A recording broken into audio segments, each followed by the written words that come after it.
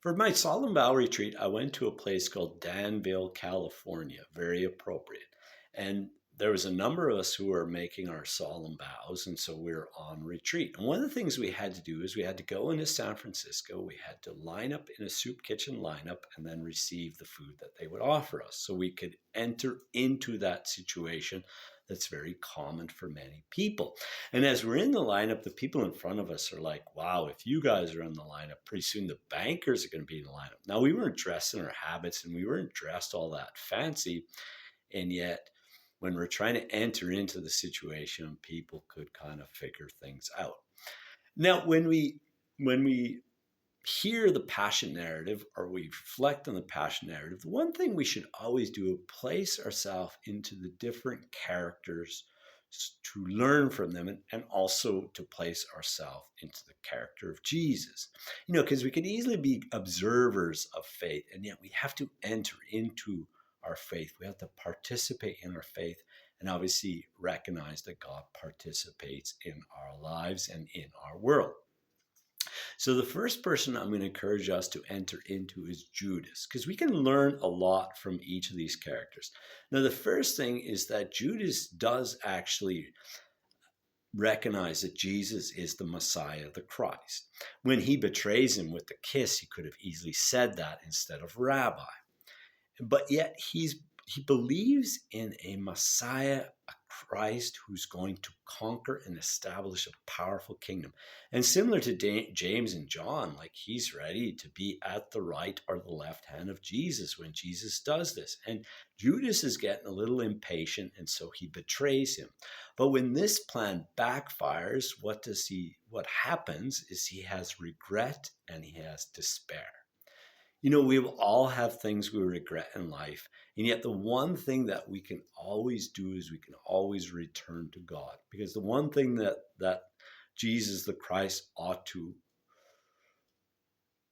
make us aware of is how approachable our God is with whatever.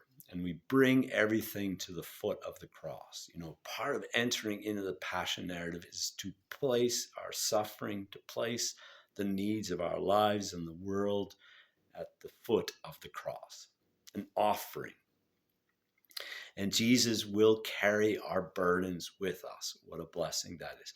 And hope is not based on our life situation. Sometimes people say, or when life is going good, I have lots of hope. But that's hope it's a hope in God. It's not hope in our life situation. It's not a hope in the world situation. It's hope in God. And if God can turn a Roman execution into an expression of God's love and mercy, then we always have hope. Okay, now the second character that we can enter into is Peter. Now notice the process of his denial. First it's just a very simple denial. Then it's a denial with an oath. And then it's a denial with a curse. Likely at different moments in time, we deny Jesus, and it's so easy to deny our God, or not to speak when we ought to speak, about our faith with others. And the interesting thing is we can always speak about our faith, at least in Canada. And if people don't like it, they'll just simply change the subject. So we should never be afraid to share our faith, especially if it's a part of who we are, an important part of who we are. And then we have our Blessed Mother. Our Blessed Mother at the foot of the cross. How did she do it? I mean, obviously God had to give her the grace. And when Jesus says from the cross, my God, why have you forsaken me? Or why have you abandoned me?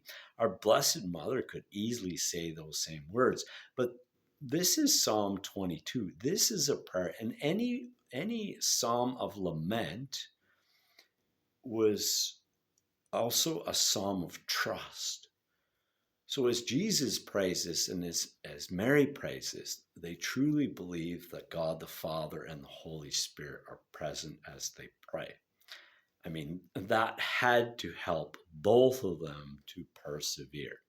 So as we gather around the table, Lord, isn't it wonderful that our God Jesus the Christ enters into our lives as we receive the body and blood of Christ, so that we can do our part to enter into the lives of others and simply listen to them, encourage them, journey with them, and so that we can be instruments of God's goodness for others.